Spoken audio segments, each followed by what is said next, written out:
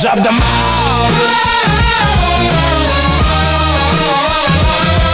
Job de marde.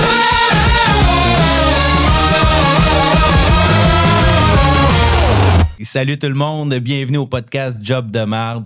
Mon nom est Alain et je suis l'animateur de ce super podcast. On va discuter d'événements passés dans les entreprises à travers les histoires de mes invités. Et on va essayer de réfléchir aussi à ce qui s'est passé. On va essayer de faire trouver des pistes de solutions, puis on va essayer peut-être d'en rire un peu parce que ça peut être cocasse aussi. J'ai mon invité aujourd'hui, Caroline, mais avant de vous la présenter officiellement, j'aimerais remercier la gang de Pour Vrai Marketing. On est dans leur bureau, donc merci la gang pour ça. On est très bien reçus. Et aussi, la certification employeur élite pour l'idée du podcast, leur support et tout ça. Donc, si vous voulez en connaître davantage sur ces deux institutions-là, allez voir dans les commentaires plus bas. Caroline? Allô? Salut, Alain. Bonjour, comment vas-tu? Ça va très bien, toi? Ben oui, merci d'avoir accepté cette invitation-là. T'as pas hésité 2 minutes. Non. Fait que merci pour ça. Puis aujourd'hui, dis-moi donc, t'aurais le goût de nous parler de quoi? Des sujets, il y en avait plusieurs. Oui. Le temps joue contre nous, mais 2 principalement là, au niveau de la reconnaissance dans les milieux de travail et aussi de l'accueil, intégration des employés. En fait, je veux parler de l'expérience employée. Oui, OK, parfait. Mais là, je veux que tu me racontes ce que tu as vécu parce que on veut du crunchy, là. On veut des faits réels. Fait que, qu'est-ce qui s'est passé? On peut commencer du volet de la reconnaissance, puis finalement, tout va se chevaucher. Mais au niveau de la reconnaissance, si je parle premièrement de l'expérience passée, c'était un milieu différent. C'était un milieu où c'était un travail en silo. À tous les niveaux, en fait, au niveau gestion, au niveau employé. Donc, c'est vraiment chacun pour soi, malheureusement. Mauvaise communication là-dedans. Mauvaise communication avec, comme je dis encore, à tous les niveaux. Donc, les gens ne sont pas à l'affût. Par exemple, de si les employés ont des enfants, au niveau de la réalité des employés. Donc, le gestionnaire à ce niveau-là, quand il travaille avec ses employés, sera pas capable d'avoir une certaine flexibilité, une certaine écoute, les portes souvent, et même voire quasi tout le temps fermées. Je me rappelle même quand je suis arrivée à cet endroit-là, ça a pris plusieurs jours avant que je rencontre ma gestionnaire. Fait que peut-être, es-tu en train de me dire que tu arrives à un nouvel endroit, un nouvel job, puis ça t'a pris des semaines avant de rencontrer ta gestionnaire? Totalement. Wow. C'est l'accueil. C'est l'accueil, c'est ça, là, j'en parle à travers, mais l'accueil d'un employé, là, vraiment, je dirais que c'est désuet. En 2026, on ne devrait plus voir ce genre de pratique. Malheureusement, ça fait déjà quelques années de cette expérience-là et je sais qu'à ce jour, c'est toujours pareil. OK. T'as encore des espions dans la place? Oui, c'est ça. Les contacts dans la vie, comme on dit. J'ai des yeux encore partout. Mais à ce niveau-là, c'est ça, c'était très difficile. Donc, pas d'ouverture, la flexibilité. Donc, on parle même pas d'un horaire, conciliation travail-famille, on n'en parle même pas. Un bonjour le matin, on n'en a pas. Un bonne fête à notre anniversaire, on n'en a pas. Fait que les employés n'étaient pas considérés. Pas du tout. À la limite, vous étiez tous invisibles. On était des numéros, je le dirais comme ça. Un matricule. Tu t'en souviens-tu? De ton numéro? Mon numéro, je m'en rappelle. Ben non. J'en ai eu 2 numéros. En une 12aine d'années là-bas, le premier, il y a eu une fusion, j'en ai eu un deuxième et je me rappelle de mes 2 numéros de matricule depuis toutes ces années. Et je ne me rappelle pas de mon numéro. Je n'ai aucune idée actuellement dans l'entreprise où je suis, mon numéro de matricule. Te donne une idée? Je ne sais pas c'est quoi mon chiffre actuellement. Donc, dans cet endroit-là, on était vraiment des numéros. Là, même je peux pousser ça un petit peu plus loin. Oui, vas-y donc. Moi, j'aime ça, moi. Il est venu le temps de quitter cet emploi-là. Parce qu'à un moment donné, on s'entend, assez, c'est assez. Oui, puis on se rend compte à un moment donné que ça ne va pas dans nos valeurs non plus. Donc, c'est vraiment... puis je ferai une parenthèse là-dessus.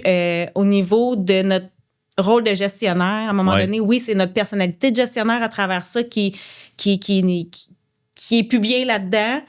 Oui, il y a la culture d'entreprise, mais aussi, il faut s'écouter comme humain parce que quand que justement, on a l'impression qu'on n'est pas écouté, pas entendu, que c'est du travail de silo, ben moi, ça me convenait pas. Fait que justement, est arrivé la fameuse journée où je me dis, bon, je quitte le bateau. Mais tout ça, avant de quitter, là, ça a pris combien de temps entre ton arrivée puis... 12 ans, à peu près 12 ans. Oh! Ouais. Résilience au max?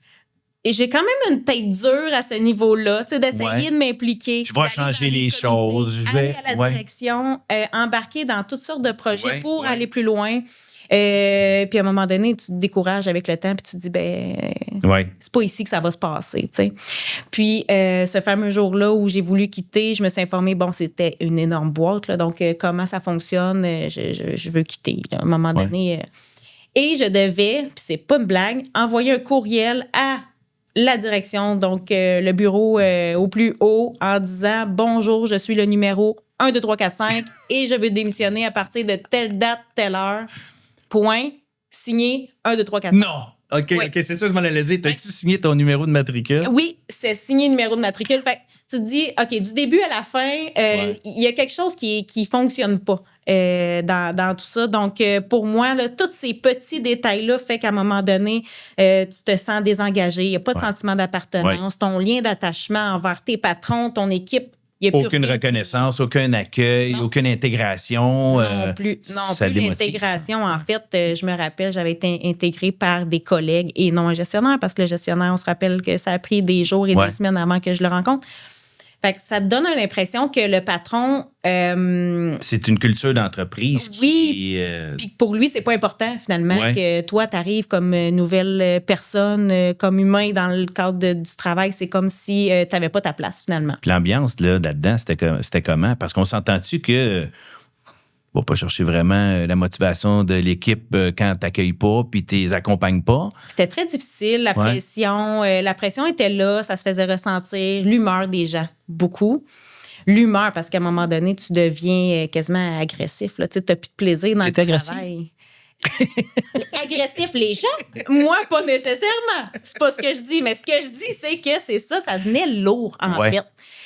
Quand tu rentres le matin et que les gens, ça leur tente pas d'être là, ils savent que ça va être difficile. C'est lourd, même ça, hein? Si tu as la volonté de vouloir changer les choses ne changent pas, malheureusement. C'est comme ça. Il faut que, comme gestionnaire, est-ce que ça te parle de continuer là-dedans ou pas? C'était la culture vraiment qui allait pas dans le sens de l'humain, mais plutôt dans le sens d'un matricule. Oui, puis j'ai lu à quelque part que tu pourrais augmenter environ 30 là, si tu avais tout de la rétention de tes employés, si tu avais tout mis ça en place. Accueil, intégration. C'est important. C'est important parce qu'actuellement, où je travaille depuis déjà quelques années. Où tu travailles où, on peut le dire? Là? Oui, je suis assurancier à Benefi. Je suis bien fière de travailler là. Une belle équipe qui est jeune, qui est dynamique. C'est vraiment l'inverse, en fait. On parlait d'accueil. C'est ce que tu voulais aller te rechercher, tout ça. Ouais. Je pense que mon passé a fait la gestionnaire que je suis aujourd'hui. Fait aussi le forge, en fait, là où je veux aller comme gestionnaire, la trace que je veux laisser pour les employés. C'est vraiment, comme je le disais tantôt, c'est l'expérience employée. Puis au niveau de l'intégration, par exemple, actuellement, quand j'accueille un nouvel employé, avant même son arrivée, c'est commencé. Tout le monde est au courant que la personne arrive. La personne est au courant que tout le monde sait qu'elle s'en vient, est attendue. Je vais dîner sur place cette journée-là. Elle sera accueillie. Il y a un plan de match. Les gens sont contents. Parce qu'il y a une raison d'être. Il y a une raison pour laquelle on va chercher des gens. Fait absolument. C'est de lui faire ressentir que, hey, merci d'être là. C'est important. Puis, par curiosité, votre taux de roulement chez Assurance Ven? Quasi nul. Alors, on va incroyable, hein? Incroyable, hein? Oui. Parce que là, toi, tu t'es dit, non, moi, j'ai vécu de quoi là, dans le passé. Je vais pas reprendre ce modèle-là qui, littéralement, ne marche pas, là, on s'entend. Là. Absolument. Puis, je vais, moi, m'arranger pour que, chez Assurance Ven, on met les bonnes pratiques en place, puis les bons. As-tu d'autres éléments croustillants à nous partager dans ton passé? Dans mon passé, je me rappelle d'un autre moment où... entre gestionnaires, c'est quasiment ça le pire de l'histoire. Il y arrivait une situation sur le plancher, il se passait quelque chose. C'était une journée qui est un dossier chaud, comme on dit.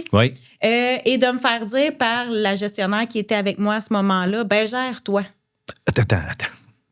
Et ça, devant tout le monde? Devant tout le monde. Arrête. Parce que pour elle, c'était pas grave. Il se passait, là, je peux pas aller dans le détail, mais il se passait quelque chose sur le plancher qui faisait que les gens n'allaient pas bien. Il fallait les aider, il fallait aller de l'avant, il fallait aller au-devant, aller les rencontrer, aller expliquer, on s'en va avec tout ça pour pas que, le climat de mais là, Caroline, gère-toi, là, parce que... Ouais. Gère-toi, mais j'ai pas à me gérer. Moi, je veux aller aider les autres. Oui. Mais là, à ce moment-là, tu te fais dire ça devant tout le monde. Comment tu as réagi? Et ouais, ben là, c'est ça. Là, c'est ça. Moi, ma personnalité est arrivée. J'ai comme fait. Non, il n'y a pas de je me gère pas ou je me gère. Non. Je suis là pour accompagner les gens. Mais comme c'était pas dans la culture des accompagnés, d'être à l'écoute, d'avoir la porte ouverte, on a d'autres choses à faire. Ouais. Fait que là, c'était gère-toi dans le sens où ça, là, on n'a pas le temps pour ça. C'est ton problème, tu géreras ça plus tard. C'est pas important. Fait que gère-toi ton côté humain, on n'a pas le temps, mais ça, dans ta petite poche, ça ira pas plus tard. Non, je suis pas comme ça.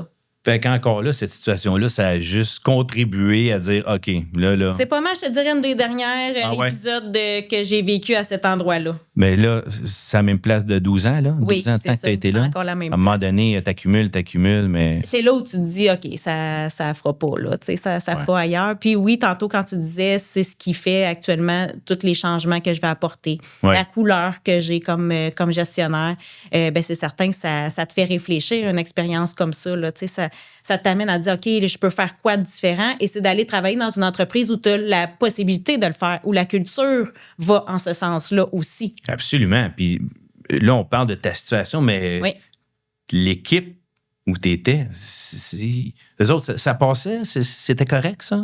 C'est pas tout le monde qui a la volonté nécessairement de changer les choses. Il y en a pour qui, quand ça roule, je rentre, je punch in, je punch out. Mais parlez-moi pas de la job dans mes valeurs non plus. Oui, c'est ça. Fait que, tu sais, moi, c'est sûr que c'est des choses qui... Oui, c'est des choses qui, moi, venaient me chercher, mais que l'autre à côté, peut-être qu'elle vivait bien avec ça. Mais c'est ça. C'est vraiment... la culture, je pense, changeait tout. Deux mentalités, un milieu syndiqué, un non. Ouais. Donc, en partant, il y a une grosse différence. Oui. Puis là, maintenant...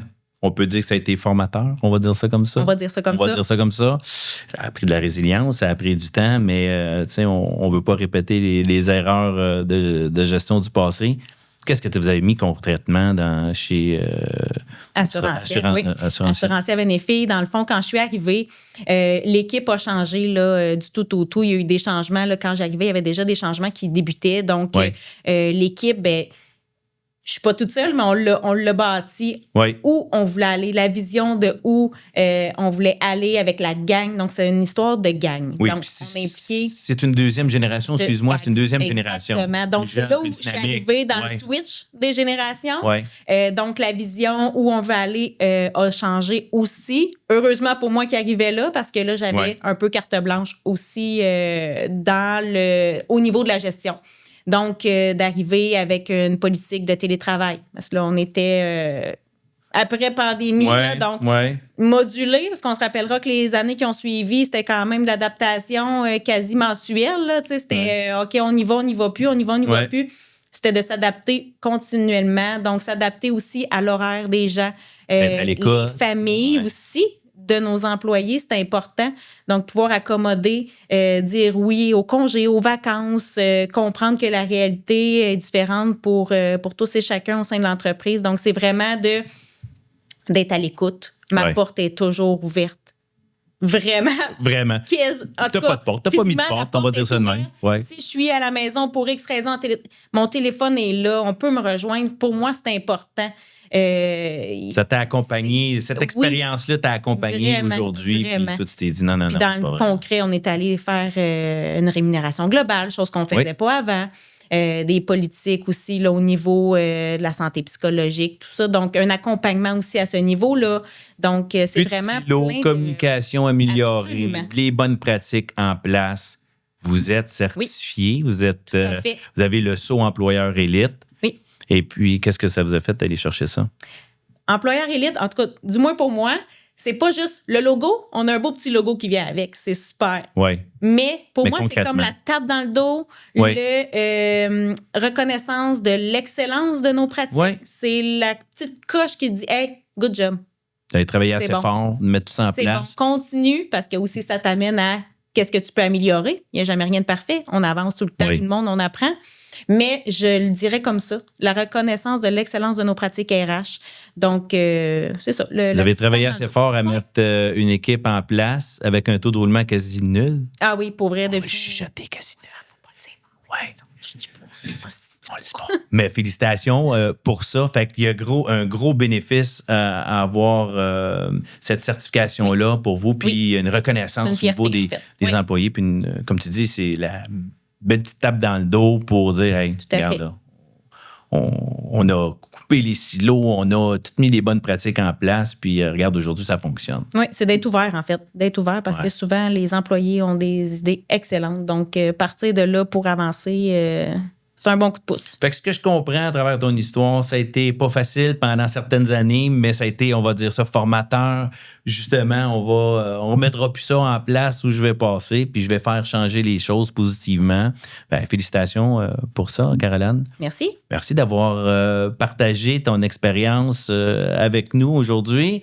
Si vous avez aimé l'expérience, l'histoire de Caroline, ben abonnez-vous donc et allez aussi liker, partager à votre équipe de RH aussi. Donc, vous pouvez partager ça à tout le monde. Et puis, quand les gaffes de gestion en ressources humaines donnent à des bonnes discussions, mais nous autres, au podcast, on en jase, on en rit, puis surtout, ça nous aide à réfléchir. Oui. Salut, Caroline. Merci beaucoup. Merci à toi.